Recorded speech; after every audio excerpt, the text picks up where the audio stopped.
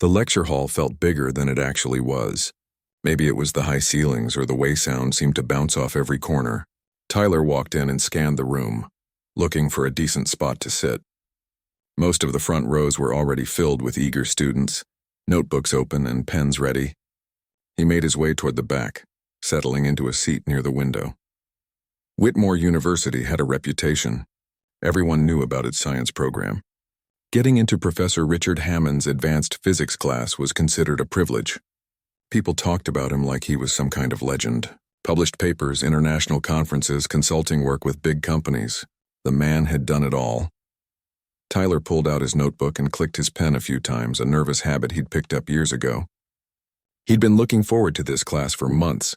Physics had always made sense to him in a way other subjects didn't. There was something satisfying about understanding how the world actually worked, about seeing the invisible forces that kept everything moving. The door at the front of the hall opened and Professor Hammond walked in. He was exactly what you'd picture.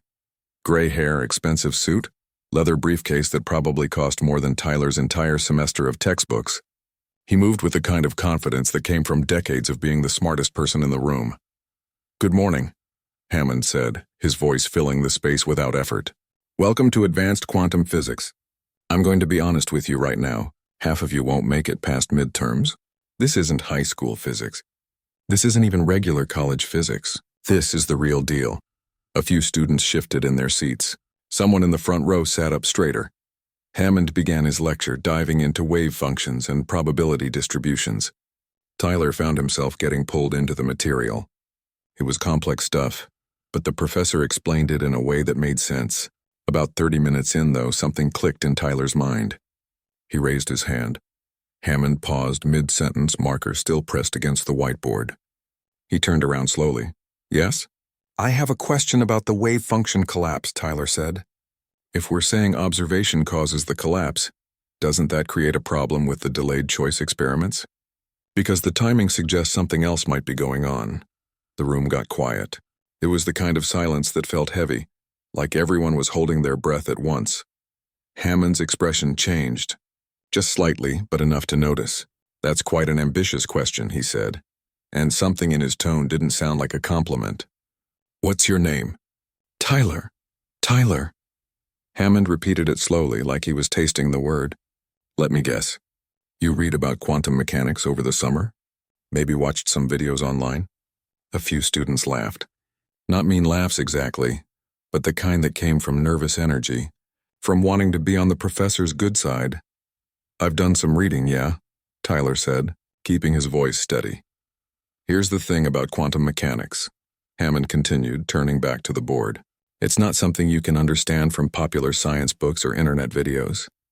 It requires years of rigorous mathematical training, the kind of training you get from actually being in these classes, not from, let's say, shortcuts."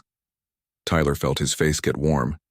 He wanted to say something, to explain that he wasn't just some casual reader, that he'd actually spent years working through real physics problems. But the moment had passed. Hammond had already moved on with his lecture. The rest of the class dragged on. Tyler took notes, but his mind kept wandering back to that exchange. He'd asked a legitimate question, one that actual physicists debated in published papers. But Hammond had dismissed it like he was some kid asking why the sky was blue. When class finally ended, students filed out in small groups, chatting about the syllabus and comparing schedules. Tyler packed up his stuff slowly, watching Hammond erase the whiteboard. For a second, he thought about walking down there, maybe trying to have a real conversation about the question he'd asked, but something told him it wouldn't go well. As he headed toward the door, he heard Hammond's voice behind him. "Tyler, was it?" He turned around. "Yeah?" Hammond was organizing papers on his desk, not even looking up.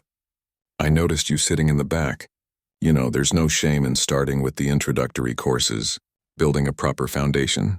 Some students try to jump ahead before they're ready, and it never ends well." Tyler stood there for a moment, letting those words sink in. The message was clear. Hammond didn't think he belonged here. Didn't think he had what it took. "I appreciate the advice," Tyler said finally, "but I think I'll stick with this class." Hammond looked up then, and there was something in his eyes. Not quite hostility, but not kindness either. More like curiosity mixed with doubt. "Suit yourself," he said. Just don't say I didn't warn you when the material gets too difficult. Tyler walked out of that lecture hall with his jaw clenched. He'd dealt with doubt before. Growing up in a neighborhood where college wasn't the expected path, where people assumed you'd end up working at the plant or the warehouse like everyone else. He'd proven those people wrong. He could prove Hammond wrong, too. What the professor didn't know, what nobody at this fancy university knew, was that Tyler had been building things since he was 12. Real things. Not school projects or hobby kits, but actual devices that solved actual problems. The kind of problems you faced when your neighborhood lost power every time a storm rolled through, when your mother's medical equipment needed reliable electricity and the grid couldn't provide it. Tyler had taught himself electrical engineering out of necessity first, then passion. He'd spent countless hours in the public library, going through engineering textbooks that college students were supposed to need professors to explain. He'd filled notebooks with calculations and circuit diagrams. He'd failed more times than he could count, built devices that didn't work, made mistakes that taught him more than any classroom ever could. By 16, he'd created his first working prototype of a battery system that could store solar energy more efficiently than anything on the market. Not theory, not homework, an actual device that worked. He'd even filed the paperwork to protect his design, working with a pro bono lawyer who believed in what he was doing, but sitting in Hammond's class, being talked down to like he was some wannabe who'd watched a few YouTube videos. That was new. That was something different. As Tyler walked across campus toward his dorm, he made a decision. He wasn't going to drop this class. He wasn't going to let Hammond's attitude push him out. Instead, he was going to show up, do the work, and prove exactly what he was capable of. Hammond wanted to see if Tyler could handle the real deal. Fine. He was about to find out what real actually meant. The next few weeks fell into a rhythm. Tyler showed up to every class early, took his seat in the back, and kept his mouth shut. He listened to Hammond's lectures, worked through the problem sets, and watched the professor's subtle jabs at his abilities continue like clockwork. It was never anything obvious. Hammond was too smart for that. Instead, it came in small moments. When Tyler answered a question correctly, Hammond would pause just long enough to make it awkward before moving on. When other students got answers right, they received praise. When Tyler did, he got silence or a quick adequate before the lecture continued. The other students started to notice. A girl named Beth, who sat a few rows ahead, began giving Tyler sympathetic looks. A guy named Chen stopped him after class one day. "Don't let him get to you," Chen said quietly. "Hammond's always been tough, but this seems personal." "I'm not worried about it," Tyler replied, even though that wasn't entirely true. The thing was, the coursework itself wasn't the problem. Tyler understood the material better than most of the class. While other students struggled with the quantum equations, he could see the patterns, understand the relationships between the formulas. Physics had always clicked for him that way. But then came the announcement that changed everything. "I'm assigning your semester project," Hammond said one Thursday morning, about 6 weeks into the term. "This will count for 40% of your grade, so I suggest you take it seriously." Everyone grabbed their pens, ready to write down the requirements. Energy efficiency. Hammond continued, pacing at the front of the hall. "It's one of the biggest challenges we face. We waste enormous amounts of power in transmission, storage, and conversion. Your task is to design a theoretical solution to improve efficiency in any one of these areas by at least 15%. Hands shot up immediately. "Theoretical?" someone asked. "So we're not building anything?" "Correct," Hammond said. "I want detailed calculations, scientific justification, and a complete explanation of how your solution would work in principle. This is about demonstrating that you understand the underlying physics well enough to innovate within its constraints." More hands went up. Students asked about page limits, citation requirements, whether they could work in groups. Hammond answered each question patiently, his tone encouraging. Then his eyes drifted toward the back of the room, landing on Tyler. "I should mention," Hammond added, his voice taking on a different quality, "this project requires a sophisticated understanding of advanced physics principles. It's not something you can Google your way through. Some of you may find it beyond your current capabilities." He wasn't looking at anyone else when he said it. Tyler kept his expression neutral, but inside, something shifted. This wasn't just about passing a class anymore. This was about proving something. Not to Hammond, really, but to himself. to show that the years of teaching himself, the nights spent working through problems while his friends were out having fun, the sacrifices he'd made, all of it had been worth something. That night, Tyler sat at his desk in his cramped dorm room and stared at his notebook. Energy efficiency. The assignment was almost funny. Hammond had no idea he'd just asked Tyler to work on the exact problem that had defined the last 3 years of his life. Growing up, power outages had been a regular thing in Tyler's neighborhood. Not just during storms, but random failures. Rolling blackouts during hot summers when everyone ran their air conditioners. Grid problems that the power company never seemed interested in fixing. His mom had diabetes, and when the power went out, her insulin needed to stay cold. Medical equipment needed electricity. It wasn't just an inconvenience. It was a real problem that affected real people. So Tyler had started tinkering. First with simple circuits, learning how electricity actually flowed, then with batteries trying to understand storage, then with solar panels figuring out conversion. By the time he was 15, he'd built a small backup system for his house using salvaged parts and designs he'd adapted from engineering papers he barely understood at first. But he didn't stop there. Tyler had realized that the real problem wasn't just storing energy, it was how much got wasted in the process. Traditional battery systems lost huge amounts of power in conversion losses, heat dissipation, and inefficient charging cycles. He'd become obsessed with finding a better way. At 16, he'd had his breakthrough, a new design for a power converter that reduced energy loss by using a combination of advanced capacitor arrays and real-time load balancing. It wasn't perfect, but his calculations showed it could improve efficiency by 23% compared to current systems. He'd filed for a provisional patent with help from a lawyer who did pro bono work for young inventors. The patent was still pending, but Tyler had built a working prototype. It sat in a storage unit back home, too big and too valuable to bring to his dorm room. He had test data, performance metrics, everything documented in notebooks that filled a whole box. And now Hammond was asking him to theorize about solving a problem Tyler had already solved in practice. Tyler pulled out his laptop and opened a new document. He could do what Hammond asked, write up a theoretical solution, show the math, explain the principles. But something made him pause. Why stop at theory? He had the real thing. He had proof that it worked. Over the next 2 weeks, Tyler worked harder than he'd ever worked on anything. He wrote up his entire project from scratch, documenting every calculation, every design decision, every test result. He included detailed schematics of his converter system, explained the physics behind each component, and provided experimental data showing the actual efficiency improvements. It was more than Hammond had asked for, way more. But Tyler couldn't help himself. This wasn't just homework anymore. This was his life's work, and he was going to present it properly. He didn't tell anyone what he was doing. Not Chen, not Beth, not his roommate who kept asking why he was staying up until 3 in the morning. This had to be his own work, his own achievement. No questions about where he got help or whose ideas he'd borrowed. The project was due on a Friday. Students filed into class that morning with varying levels of confidence. Some looked relieved to be done. Others looked worried about what grade they'd get. Tyler handed in his submission without fanfare, a thick packet of papers carefully organized and bound. Hammond collected all the projects, stacking them on his desk. "I'll need a week to grade these properly," he announced. "I expect most of you put in genuine effort, though I'm sure the quality will vary considerably." His eyes found Tyler again. Just for a moment, but long enough for Tyler to catch the meaning. Hammond expected him to fail. Expected the project to be inadequate, maybe even plagiarized. That weekend dragged by.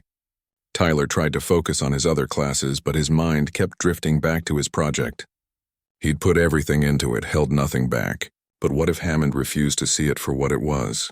What if he dismissed it the same way he dismissed that first question? Back on the first day of class. Monday came and went with no word. Then Tuesday. Wednesday. By Thursday, Tyler was starting to wonder if Hammond had even looked at his submission yet. Then, on Friday morning, exactly 1 week after the projects were due, Tyler's phone buzzed with an email. "Tyler, please see me in my office immediately after today's class. Do not be late. Professor Hammond." Tyler read the message 3 times. The tone was cold, formal. This wasn't a good job meeting. This was something else. He sat through that day's lecture, barely hearing a word. Hammond taught about particle physics, wrote equations on the board, answered student questions. He didn't look at Tyler once. When class ended, Tyler's hands were shaking slightly as he packed up his bag. Other students filed out, chatting about weekend plans. Chen gave him a questioning look, but Tyler just shook his head. He waited until the hall was mostly empty, then made his way down to the front. "Professor Hammond," he said. "You wanted to see me?" Hammond was organizing papers, his movements precise and controlled. "My office," he said without looking up. "Follow me." They walked in silence through the building's corridors. Hammond's office was on the 3rd floor, a corner room with windows overlooking the campus quad. It was exactly what you'd expect. Shelves full of academic books, framed degrees on the walls, a large desk covered in neat stacks of papers. Hammond closed the door behind them. He walked to his desk and picked up a familiar thick packet. "Tyler's project." "Sit down," Hammond said, and it wasn't a request. Tyler sat. Hammond placed the project on the desk between them. His expression was unreadable. "I'm going to ask you a very serious question, and I need you to answer honestly. Did you write this yourself?" Tyler felt his heart rate spike. "Yes." "No help from graduate students? No consulting with other professors? No borrowed material from sources you didn't cite?" "It's all my own work," Tyler said, keeping his voice steady. "Every word, every calculation, every diagram." Hammond leaned back in his chair, studying Tyler's face like he was trying to solve a puzzle. "That's what I was afraid you'd say." Tyler's stomach dropped. The way Hammond said those words, the look on his face, this wasn't going well. "Afraid?" Tyler repeated. "I don't understand." Hammond opened the project packet, flipping through pages with deliberate slowness. "This," he said, tapping a schematic diagram, "is graduate-level work. Actually, it's beyond that. Some of these concepts are more advanced than what my doctoral students produce." "I don't see how that's a problem," Tyler said carefully. "The problem," Hammond said, his voice getting sharper, "is that it's not possible. You're a first-year undergraduate student. You've been in this class for 8 weeks. There's no way you could have produced this level of work on your own." Tyler felt anger rising in his chest, hot and immediate. "So because it's good, you think I cheated?" "I think," Hammond said, closing the packet, "that you had help you're not admitting to, or you copied from sources you didn't properly cite. Either way, it's academic dishonesty." "That's not true," Tyler said, his voice louder than he intended. "Everything in that project is my own work. I can explain every single part of it." Hammond's expression shifted into something that might have been a smile but wasn't friendly. "Really? You can explain it all?" "Yes." "Prove it." The challenge hung in the air between them. Tyler's mind was racing. This was insane. He'd done exactly what was asked, done it better than expected, and now he was being accused of cheating because the work was too good? "Fine," Tyler said. "Ask me anything." Hammond stood up and walked to a whiteboard mounted on his office wall. He picked up a marker. "Come here." Tyler got up and moved to stand beside the professor. His heart was pounding, but his hands were steady now. He'd spent too many years working on this project to let someone dismiss it without a fight. "Explain your converter design," Hammond said. "Start with the basic principle and walk me through the entire system. And I mean everything. The physics, the mathematics, the engineering considerations. If you really designed this yourself, you should be able to lecture on it." Tyler took the marker from Hammond's hand. He started drawing on the whiteboard, his movements confident despite the tension in the room. "The basic principle is reducing conversion losses by minimizing the number of energy state changes," he began. "Traditional systems convert from DC to AC and back multiple times, and each conversion loses energy to heat and inefficiency." He drew a circuit diagram, explaining each component as he went. Hammond stood with his arms crossed, watching intently, occasionally interrupting with technical questions. "What's the impedance matching strategy here? Why did you choose this specific capacitor configuration? How do you handle voltage regulation under variable load?" Tyler answered each question without hesitation. This wasn't just homework he'd memorized. This was his design, his innovation, his understanding built over years of trial and error. He filled the whiteboard with equations, redrawing diagrams when he ran out of space, explaining the theoretical foundations and the practical implementations. 30 minutes passed. Then 45. Hammond's questions got harder, more specific, diving into edge cases and potential failure modes. Tyler kept pace, sometimes pausing to think through an answer. but never stumbling, never caught in a lie because there was no lie to catch. And the efficiency improvement, Hammond said, his voice different now, less accusatory and more curious. You claim 23% over current systems. Show me the calculation. Tyler wrote out the math step by step. He explained his testing methodology, the control comparisons, the margin of error in his measurements. He talked about the prototype he'd built, the performance data he'd collected, the iterations he'd gone through to optimize the design. When he finally stopped talking, his throat was dry and his arm ached from writing. The whiteboard was completely covered in equations and diagrams. Hammond stared at it in silence. You built a working prototype, Hammond said quietly. It wasn't a question.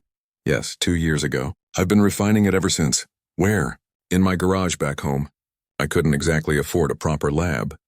Hammond walked closer to the whiteboard, studying the equations. He picked up the marker and wrote something, a correction to one of Tyler's formulas. This variable should account for temperature variation. Tyler looked at the correction, then shook his head. No, sir. That's already factored into this earlier term. He pointed to an equation near the top. I consolidated it to simplify the expression. Hammond checked the math, following the logical chain through multiple steps.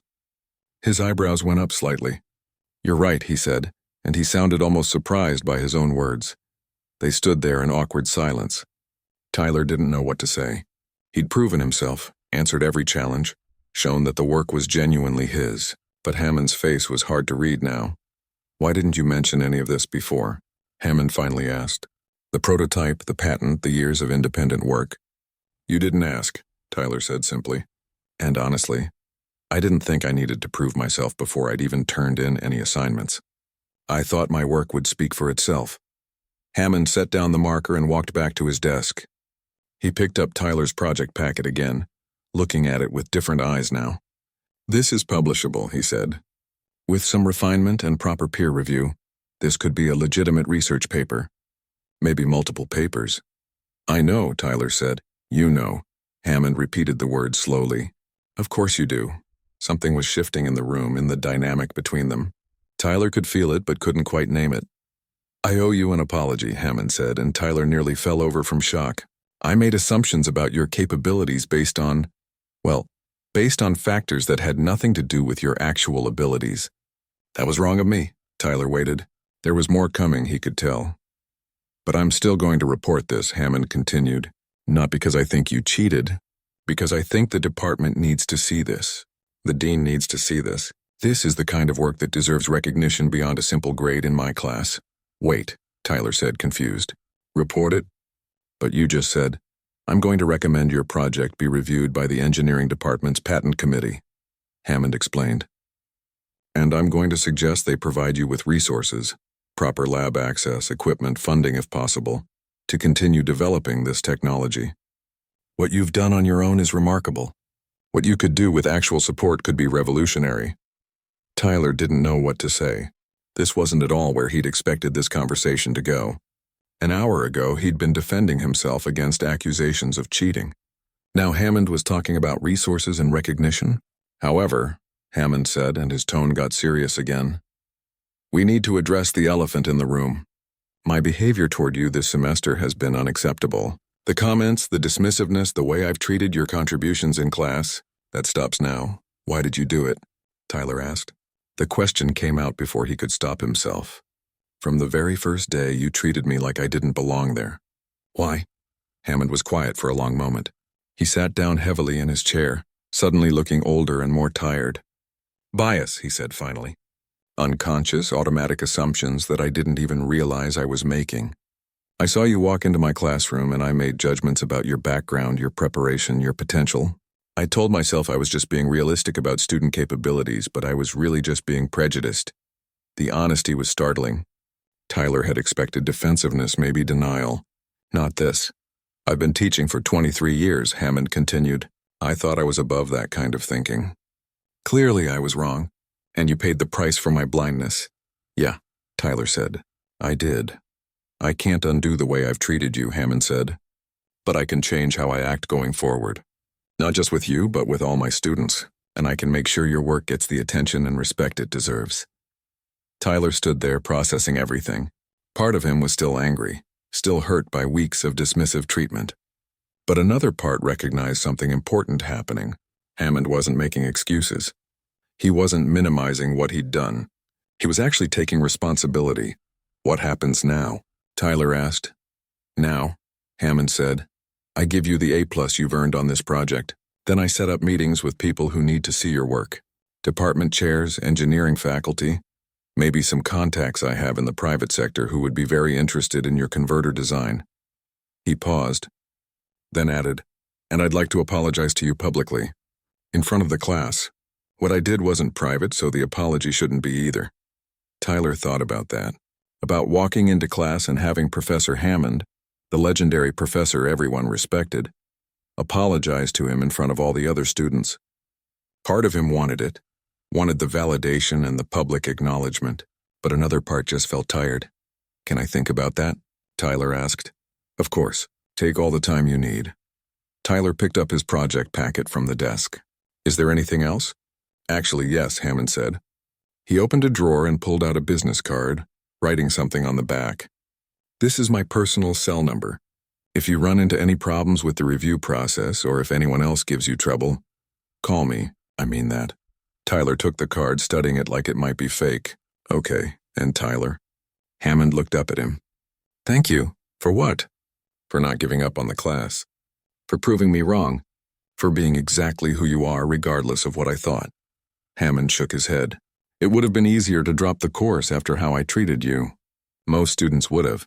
Tyler shrugged. "I don't do easy." A small, genuine smile crossed Hammond's face. "No, I suppose you don't." Word spread fast. Tyler didn't know how exactly, but within days it seemed like everyone on campus had heard something. The details got distorted in the retelling.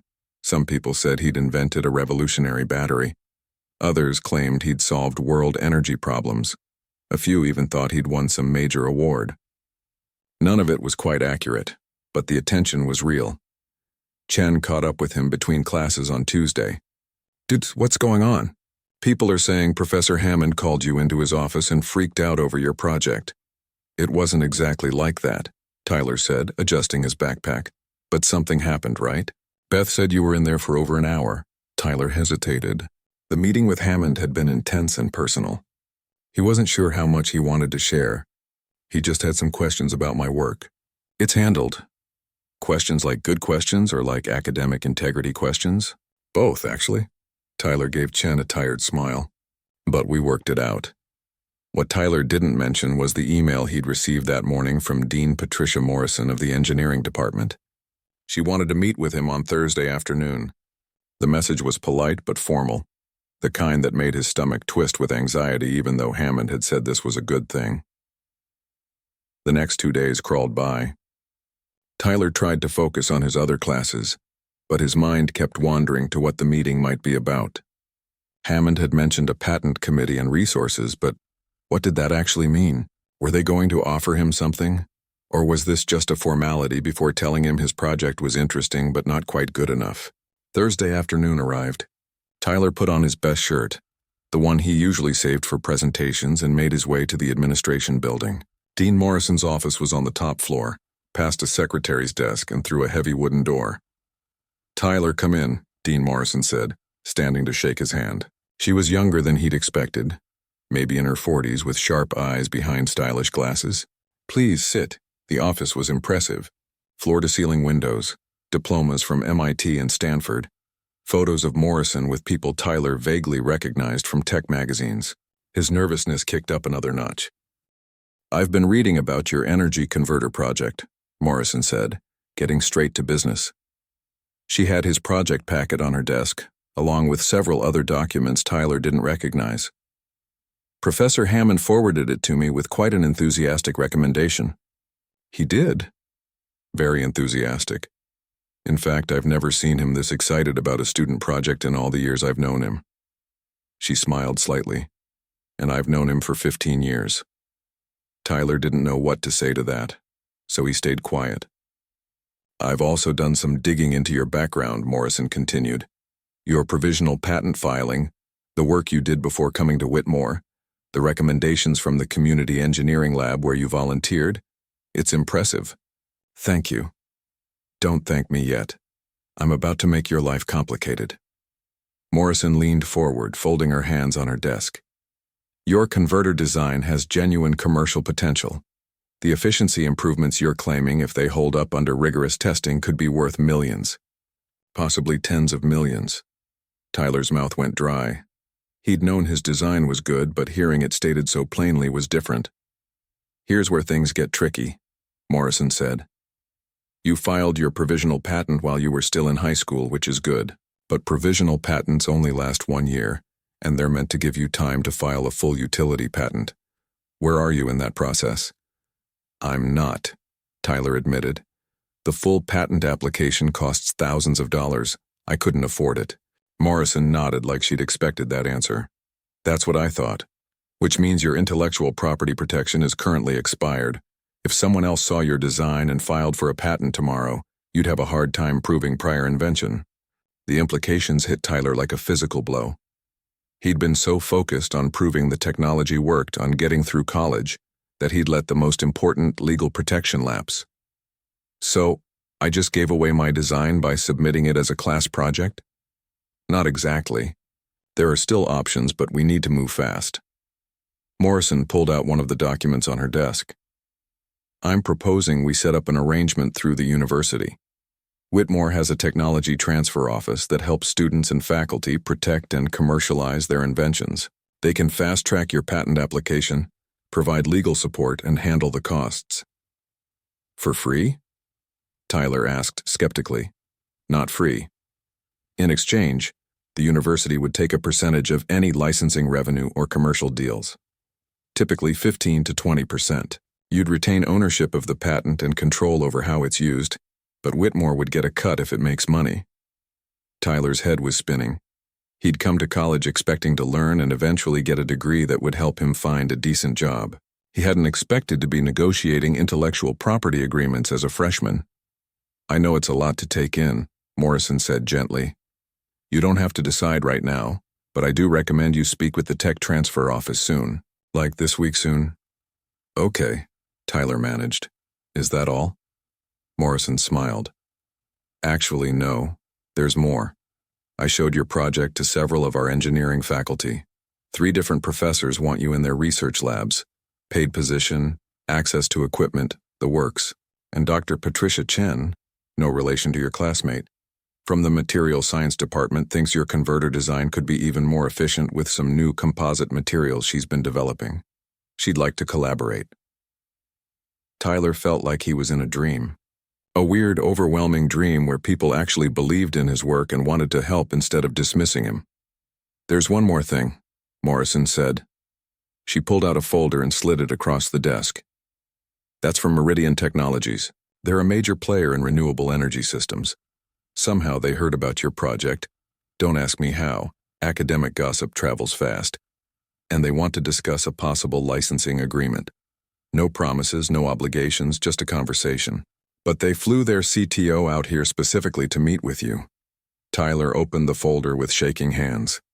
Inside was a letter on expensive letterhead, requesting a meeting to discuss potential collaboration on innovative energy storage and conversion technologies. How did this happen so fast? Tyler asked. Hammond just submitted my project last week. Welcome to the tech world, Morrison said with a slight laugh. When someone develops something that could save companies millions in energy costs, word spreads at light speed. I've already had 2 other firms reach out asking if the rumors about a revolutionary converter were true. Tyler sat back in his chair, trying to process everything. A week ago, he'd been defending himself against accusations of cheating. Now people were talking about commercial applications and licensing deals. I need to be honest with you about something, Morrison said, her tone getting more serious. This is going to change your college experience. Once word gets out about your technology, and it will get out, you're going to have companies, investors, maybe even media attention. Some of your classmates will be jealous. Some professors might treat you differently, either better or worse. It's not going to be a normal freshman year anymore.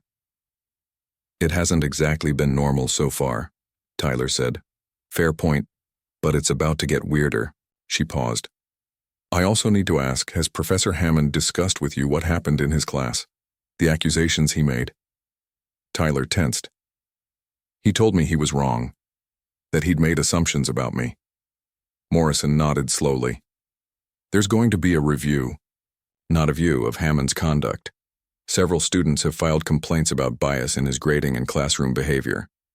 Yours isn't the only case, though yours is the most clear-cut. I didn't file a complaint. I know. Others did. The university takes these things seriously. She looked at Tyler carefully. I'm not asking you to participate in the investigation if you don't want to, but if you're willing to talk about your experience, it might help ensure this doesn't happen to other students. Tyler thought about those first weeks of class. The dismissive comments, the subtle jabs, the way Hammond had questioned his intelligence at every turn. Then he thought about their meeting in Hammond's office, the apology, the genuine remorse he'd seen. He apologized, Tyler said, and he meant it. I don't want to ruin his career over this. It's not about ruining careers, Morrison said. It's about accountability and change. Hammond is a brilliant physicist and has been an asset to this university for decades. But brilliant people can still have blind spots. Sometimes they need institutional pressure to address those blind spots. She was right, Tyler knew. Just because Hammond had apologized to him didn't mean the problem was solved. What about the next student who walked into his classroom? Would Hammond's one conversation with Tyler be enough to change years of ingrained bias? I'll think about it, Tyler said. That's all I ask. Morrison stood, extending her hand again. In the meantime, call the tech transfer office and seriously consider those research lab positions. You've got talent, Tyler. Real talent. Don't let it go to waste. Tyler left her office in a daze. He walked across campus without really seeing where he was going, his mind churning through everything. Patents, licensing deals, research positions, investigations. It was too much. His phone buzzed, a text from his mom. How are classes going? Miss you. Tyler smiled despite everything. She had no idea. He'd been so focused on school and proving himself that he hadn't called home in almost 2 weeks.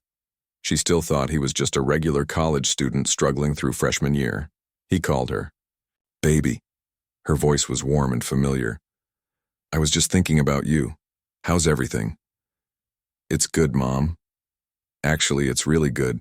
Something happened with one of my projects. What kind of something? Tyler found a bench and sat down. He spent the next 20 minutes telling her everything. The project, Hammond's accusations, the meeting in the office, the dean's proposals, all of it. His mom listened without interrupting, something she'd always been good at. When he finished, there was a pause. Then she laughed, a sound full of joy and pride. My baby boy, the inventor. I knew you were special, but this? Tyler, this is incredible. It's overwhelming, he admitted. Of course it is, but you can handle it. You've been handling impossible things your whole life. Her voice got softer. Do you remember when you were 13 and the power went out during that heat wave? You were so determined to keep my insulin cold that you built that little cooling box out of spare parts and ice packs. That thing barely worked. It worked well enough. And now you're building things that companies want to buy. I'm so proud of you I could burst. Hearing her say it made something loosen in Tyler's chest. All the stress, all the anxiety about what came next. It didn't disappear, but it felt more manageable somehow. Thanks, Mom. Don't thank me. Just promise me you'll take care of yourself. Eat properly, get some sleep. Don't let all this success go to your head. I promise. After they hung up, Tyler sat on that bench for a while longer, watching students walk by. None of them knew what was happening in his life right now. To them, he was just another guy sitting on campus, probably worrying about midterms or weekend plans. But everything had changed, and somehow, Tyler had to figure out what to do next. 3 months later, Tyler stood backstage at a technology conference in downtown Chicago trying not to throw up. He could hear the audience beyond the curtain, hundreds of people settling into their seats, chatting quietly. In 20 minutes, he was supposed to walk out there and give a presentation about his energy converter to industry professionals, investors, and journalists. You look terrified, said a voice beside him. Tyler turned to see Professor Hammond standing there holding 2 bottles of water. He offered one to Tyler. I am terrified, Tyler admitted, taking the water. What if I mess up? What if someone asks a question I can't answer? Then you say, I don't know, but I'll find out, Hammond replied simply. The smartest thing anyone can say is admitting what they don't know. Things between them had changed significantly since that confrontation in Hammond's office. The professor hadn't just apologized publicly. He'd become one of Tyler's strongest advocates. When Tyler needed lab access at odd hours, Hammond made it happen. When he was struggling to balance research with coursework, Hammond adjusted deadlines and offered guidance. It wasn't friendship exactly, but it was something genuine. The university investigation had wrapped up 6 weeks ago. Hammond had been required to complete bias training, and his teaching methods were being monitored. No formal punishment beyond that, but the message had been clear. Several other students had come forward with their own experiences, and Hammond had met with each of them personally to apologize. I still can't believe I'm here, Tyler said, looking down at his conference badge. 6 months ago, I was just trying to survive freshman year. 6 months ago, you were already brilliant, Hammond corrected. You just hadn't shown the world yet. The stage manager appeared, headset on, clipboard in hand. Mr. Tyler? 5 minutes. Tyler's stomach did another flip. He'd practiced this presentation dozens of times. Dean Morrison had brought in a speaking coach to help him. He'd rehearsed in front of his research lab, in front of his mom on video calls, even in front of Chen and Beth, who'd become genuine friends after everything that happened. But this was real. This was the International Renewable Energy Conference, and people were here specifically to see what he'd developed. The patent had been filed with the university's help. Meridian Technologies had signed a preliminary licensing agreement. 3 other companies were negotiating for similar deals. Tyler's little project from Hammond's class had somehow become the center of serious industry attention. Remember, Hammond said, they invited you because they want to hear what you have to say. Nobody expects you to be perfect. They just want to understand your innovation. Tyler nodded, taking a deep breath. He thought about his neighborhood back home, about all those power outages and the people who struggled when the electricity failed. He thought about his mom's insulin, about elderly neighbors who needed reliable power for their medical equipment, about kids trying to do homework by flashlight. That's why he'd built the converter, not for conferences or licensing deals or patent applications. For real people with real problems, I'm ready, he said. The stage manager smiled. Great. You're on in 3, 2. Tyler walked onto that stage to a round of polite applause. The lights were bright, making it hard to see the audience clearly. Better that way, maybe. He made his way to the podium, adjusted the microphone, and looked down at his notes one last time. Then he began to speak. Good afternoon. My name is Tyler, and I'm a freshman at Whitmore University. A year ago, I was working in my garage trying to solve a problem that affected my neighborhood. Today, I want to tell you about what I built, why it matters, and what comes next. The nervousness didn't disappear completely, but it faded as he got into the technical details. This was his territory. He knew this technology inside and out. He explained the physics behind energy conversion losses, showed diagrams of his design, walked through the test data that proved his efficiency claims. Questions came during the Q&A session. Some were softballs, some were genuinely challenging. Tyler answered what he could, admitted what he didn't know, and felt his confidence growing with each response. An older woman in the front row raised her hand. Your design is impressive, but what about manufacturing costs? Is this actually commercially viable or just an expensive laboratory curiosity? Tyler smiled. He'd been preparing for this question specifically. Great question. Initial prototypes are expensive because we're making them one at a time. But we've done a cost analysis with manufacturing engineers, and at scale the component costs would be comparable to current converter systems. The efficiency gains would pay for themselves in energy savings within 18 months of installation. A man near the back spoke up. You mentioned this technology came from trying to solve problems in your neighborhood. Can you elaborate on that? Tyler paused. He could give a brief, professional answer. Or he could tell the truth. I grew up in a neighborhood where the power went out regularly, he said. Not because of storms or disasters, just because the electrical grid was old and nobody prioritized fixing it. My mom has diabetes, and when the power failed, we worried about keeping her medication cold, about whether her blood sugar monitor would work. I watched neighbors struggle with the same issues, elderly people with medical equipment, Parents trying to keep food from spoiling. Kids losing a full evening of homework because they couldn't see to write. The room had gone very quiet. I didn't build this converter because I thought it would be commercially successful. Tyler continued. I built it because I was tired of watching people suffer from a problem that seemed solvable. The fact that it has commercial applications is almost accidental. What matters to me is that this technology could help communities like mine have reliable, efficient power. That's what I care about. The applause that followed was different from the polite clapping when he'd walked on stage. It was genuine, enthusiastic, sustained. Tyler felt his eyes getting hot and blinked hard. He was not going to cry at a technology conference. When the presentation ended, people crowded around him. Engineers wanted to discuss technical specifications. Investors handed him business cards. A journalist asked if she could interview him for an article about young innovators. It was overwhelming, but also exhilarating. Through the crowd, Tyler spotted Hammond waiting near the side of the stage. When Tyler finally extricated himself and made his way over, the professor was smiling. That was exceptional, Hammond said. Truly. Thanks. And thanks for being here. It helped knowing you were in the audience. I wouldn't have missed it.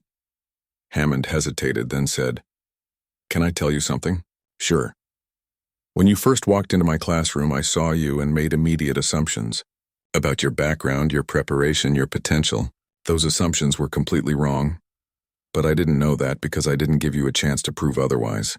I almost cost you opportunities because of my own biases. Tyler had heard Hammond apologize before, but this felt different, more personal. The university review made me realize my behavior toward you wasn't an isolated incident, Hammond continued. I've been teaching for over 2 decades, and I've probably done the same thing to other students without even recognizing it. That's what unconscious bias means. You don't see it in yourself. What changed? Tyler asked. You did. You refused to be dismissed. You did the work, proved yourself, and forced me to confront my assumptions. Most students in your position would have just dropped the class, and I never would have known what I'd missed. Hammond pulled something from his jacket pocket, a small card. I've been carrying this around. It's a reminder. Tyler took it. On the card was a quote. The mind, once expanded by a new experience, can never return to its old dimensions. I can't undo my past mistakes, Hammond said. But I can make sure I don't repeat them. I've started working with the university's diversity office to review my teaching methods and course materials. I'm meeting regularly with student groups to hear their experiences. And I'm trying to be intentionally aware of the assumptions I make. That's good, Tyler said, and he meant it. You've gone on to do remarkable things, Hammond continued. But beyond the technology, beyond the patents and the licensing deals, what you've really accomplished is showing people like me that we have blind spots we need to address. That's arguably more important than any invention. Tyler thought about that, about all the students who might benefit from Hammond's changed perspective, who might not face the dismissive treatment he'd experienced. Maybe that was part of his contribution too. I should get back to networking, Tyler said, gesturing to the crowd still lingering. But I'm glad you were here to see this. Me too. Hammond extended his hand. I'm proud of you, Tyler, not just as your professor, but as someone who's watched you navigate challenges that never should have been in your way. They shook hands, and for a moment Tyler saw genuine respect in Hammond's eyes. Not the condescension from those early classes, not the surprise when he'd proven himself, but real acknowledgement of his worth and potential.